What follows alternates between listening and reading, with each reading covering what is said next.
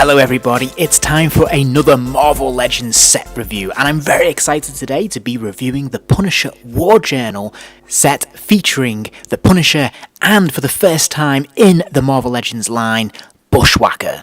This is pretty cool for me because I'm a huge Punisher fan, and we haven't had an awful lot of Punisher figures across the years, and by that what I mean is we've had plenty of the Punisher, but not a lot of his rogues gallery or any of his supporting characters in the Marvel Legends line, and Bushwacker has been on my list of most wanted characters in the Marvel Legends line for a long time now, so I was delighted when they dropped the announcement of this set just a few weeks ago, back in September, as part of the Hasbro PulseCon convention. And once again, Hasbro have impressed me of how quickly they've been able to turn this around and get this set out so shortly after announcing it. So without further ado, let's take a look at this packaging. Now the packaging itself is a little bit underwhelming. It is new, we've not had this packaging before. It is mostly just black bars, unfortunately, so there's not much to write home about. We have a fantastic window display where we can see the two figures and of course the wonderful array of accessories that comes in this set. And we have a very cool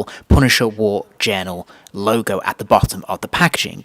Things do get better though when we take a look at the side profile, where we can see on the side panel here this really nicely newly commissioned artwork celebrating these two characters in their antagonistic relationship, and we can get a better closer look at this when we flip the packaging over and look at the reverse, where we can see this image writ large, a mock comic book cover if you will, which has taken inspiration from a couple of key issues from the Punisher War Journal, featuring of course the debut of Bushwacker, which seems entirely appropriate. Now this is a great image, I think this looks really good, you can put this on display and it looks pretty fun, although the image is probably a little bit smaller than I would have liked and there's a bit more text here than I would usually appreciate, but hey, I still think this is fairly nicely presented all in all.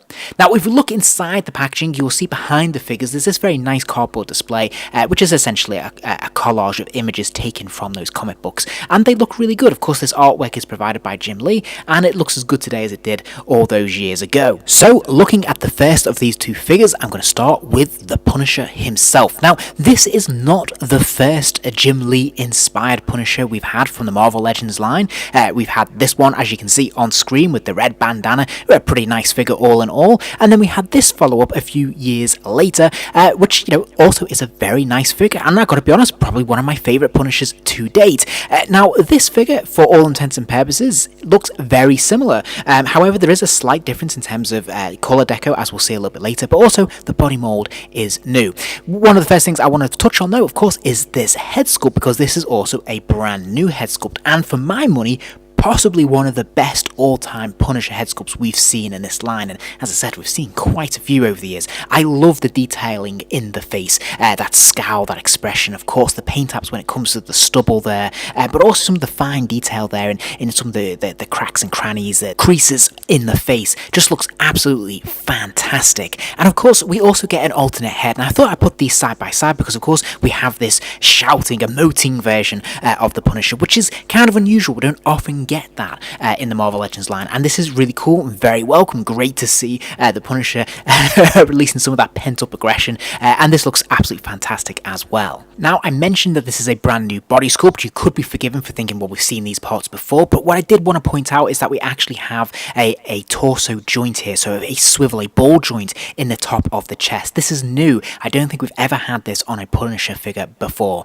and in terms of the deco, I think they've done a really nice job. Now the skull is mostly painted on, which is a shame. It would have been nice if this had been sculpted on, but it is nice that we've got the bullet belt at the top of the chest there, and of course around the actual belt, the utility belt around his waist as well, where the teeth are formed. And now I don't know whether this is the best Punisher logo I've ever seen, but it's fairly serviceable and I think it works really well. Now one of the other key details about this version of the Punisher is that he's basically in his stealth suit, for lack of a better term. He doesn't have the white gloves or the white boots, and that is what distinguishes it from the previous releases we've had of the Jim Lee Punisher, which is kind of cool, and it makes it a worthwhile variant, I think, for those fans who maybe want to double dip. He also has an additional holster piece, which is a separate piece that slides up his leg, and it seems to hold its position just fine. And of course you can slide in his pistol, which we'll see a little bit later, but as you can see, it fits into his holster nice and easily here with no issues, and it looks pretty cool and pretty snug in there, which is nice to see. In terms of the boots and the feet, well, there's nothing really particularly new here. We've seen this on many other figures across the years. It's pretty standard stuff, really. And one of the things that I'm going to pick up on, and you probably can anticipate this, is that, what my only real criticism of this figure is the lack of paint apps. Obviously this is just a matte black, and there's no washes anywhere to really draw out some of these details, which is a shame. Articulation wise, he has a ball joint at the top of the neck there, so the head can spin all the way around. It can wobble left and right a little bit as well, and it will look up and down a really good distance on that peg joint there, which is really nice to see. Now he does have a ball joint at the shoulder. It's a shame we don't have the butterfly wing joint. That would have been absolutely fantastic, but he does have the complementary bicep swivel, the double pin there at the elbow as you'd expect, and then there is a single swivel at the hand, the wrist, allowing the hand to rotate all the way around, and of course hinge forwards and backwards. Now he's got that ball joint in the upper torso, which is absolutely fantastic, so he can of course swivel from side to side, and he can lean left and right a pretty healthy distance as well. Now when it comes to bending forwards and backwards, you'd think there'd be a little bit more in here than there actually is. There does seem to be an ab crunch there as well, but it seems to be blocked by the teeth of the belt, which is kind of unfortunate, but he can go back a little bit, which is good. Now he's got ball joints in the hips, which kick out to the side. There's the upper thigh swivel there. The legs will kick forwards, they'll go backwards. There's a double joint at the knee here as well, and of course there's another swivel, this time at the top of the boot cut there as well. And just for good measure, we also have the standard ankle rocker there, allowing the foot to hinge forwards and backwards and rock from side to side. Now, one of the best things about this set are the accessories, because the Punisher comes fully loaded with ordnance, including 2 additional sets of hands, including pointing like saluting hands, which are kind of cool, closed fists of course, gripping hands. He comes with that alternate head that we've already seen, which is really nice touch. We have a grenade, a pistol, and I really like this pistol because it has the brown stock there, so it's nice we see that extra detailing. An Uzi, another semi-automatic weapon, and this other machine gun, which just looks absolutely fantastic. So you can't really argue with what we're getting here.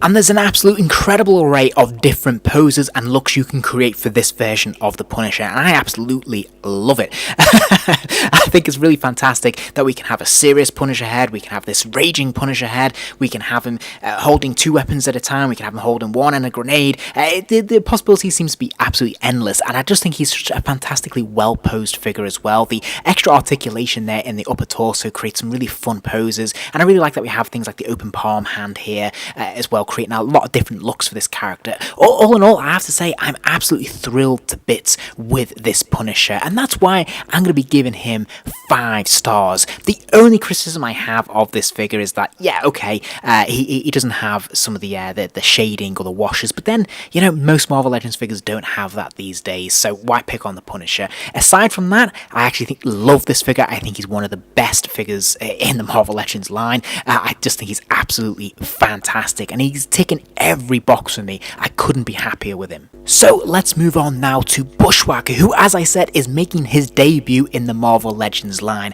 And I suppose that isn't a surprise that it's taken this long, because he's a fairly minor character, but I'm absolutely delighted to finally add him to the collection. I think they've done a fantastic job too, especially with this head sculpt, because we can see all the detailing there, the burnt skin on the side of his face there looks absolutely fantastic. He's got a very maniacal looking expression on his face there, and it is really well painted, very nicely sculpted. They've done an absolutely fantastic job, I think, with this head sculpt, and he's even got the ponytail there as well. I'm really pleased with this, and I think this has come out an absolute treat. There's also quite a lot of new pieces to this figure as well. In fact, I think almost all of it is, apart from the legs. The arms look to be new, they're a lot more chunky than we get with the standard Marvel Legends figure. The torso there seems to be new as well. Certainly that collar is a new piece around his neck, which is very cool, and of course the arms, because of course he's got his cannon arm here, which is a separate piece. Now this actually comes off and you can swap out the hands, which is really cool, and I wasn't necessarily expecting that, so that was a nice touch. But obviously this is brand new as well, so this all looks really nice. Now the usual criticism here is that there's a lack of a paint wash running over his body and over his jeans, which would have made a bit of an impact when it comes to how this looks and how it presents itself. As it is, it does tend to look a little bit plasticky, and this is always the downside. If it just had that wash there, I think the sculpt is really nice. Just a wash running over that would have brought out the detail and just made it look a little bit more authentic and realistic, which would have been really cool. But taking that aside, this is a nice sculpt, and it looks good for the most part. In terms of the legs, yeah, I'm pretty sure we've seen this before on other figures, and certainly we've seen these shoes, these feet on other figures in the past, and I'm not a huge fan of these feet. I've got to be honest, they tend to be a little bit tricky to pose. They're not great in terms of the articulation, as we'll see a little bit later, but they're serviceable, they're fine, and they're perfectly appropriate for this character. Looking at the articulation, of course, he has the ball joint at the top of the neck there. He can turn his head from side to side. You could force it all the way around, but there's a little bit of resistance there from that ponytail. Likewise, when it comes to bending the figure forwards and backwards, obviously he's not going to be able to go too far back because of that plastic collar. Now he's got the ball joint in the shoulder, again, no butterfly wing joint, which is a real shame, and he's got all the standard articulations we saw with the Punisher. Of course, the one key difference here is that his gun arm, his cannon arm, actually does pop off, and that was really cool. I didn't anticipate that, so that's really nice that we can actually swap out this hand as well.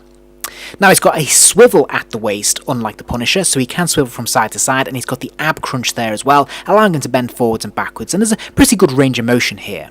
Got ball joint in the hips, of course, the legs kick out to the side, there's a thigh swivel at the top there, the legs go forwards and backwards, there's a little bit of resistance here, which, I'm not hugely keen on, but it's absolutely fine. There's a double joint at the knee there as well, and then we have this sort of ankle rocker, which, isn't as effective as the Punisher. It kind of hinges forwards and backwards, and it does slide from side to side, but, it's a bit limited. Now, in terms of accessories, I think it's important to note that, of course, you can swap out the guns between these characters, so it's not necessarily that Bushwacker comes with less accessories, but he just does come with just the one alternate pair of hands. One of them is a gun finger, which is really cool, and he also has this blast effect as well, which is pretty nice. I'm pretty sure this has been recycled from their Star Wars line. I'm sure I've seen this before, but hey, it's appreciated. I'm always there for blast effects. I really do like that we have two options in terms of gun hands for Bushwacker. We've got this pointing finger hand, and of course we've got the hand cannon as well, which is just really cool. You can tailor these and have one each, or have both of them on, or you can just have two standard hands holding a couple of weapons if you prefer. Either way, again, a lot of different options for how you want to present these figures, and I think Bushwacker is a really nice addition. I think they've done a stand-up job with him. He's not quite as strong as the Punisher in my opinion, because yeah, okay, he has got those paint apps there, but also the articulation is a little bit weaker in my opinion, and he's going to lose a star for that. But nevertheless, a very strong entry for me. This is definitely 4 stars for Bushwacker. I think they've done a really nice job with this figure. I'm really pleased to finally have him in the line and actually fill out some of the Punisher's rogues gallery at long last. Now, before I wrap up for today, I did want to show these two characters together, so you can see a little bit of the height differential between them. Bushwacker is ever so slightly taller than the Punisher, which I think is appropriate. I think that works really well, and I think it looks really quite cool. And these figures just look great together. So you can create so many fun displays with these two figures. Throw Jigsaw in there, and you can have some real mayhem. So I think this is a really nice set, and I have to say, hats off to Hasbro, because I think they pulled the rabbit out of the hat with this one. I'm really impressed. I hope you enjoyed the video. If you did, please do consider giving the video a like. That kind of thing really does help the channel out, and it allows me to keep making more content. And if you're interested in seeing more content, remember to hit subscribe, as there'll be plenty more videos coming soon.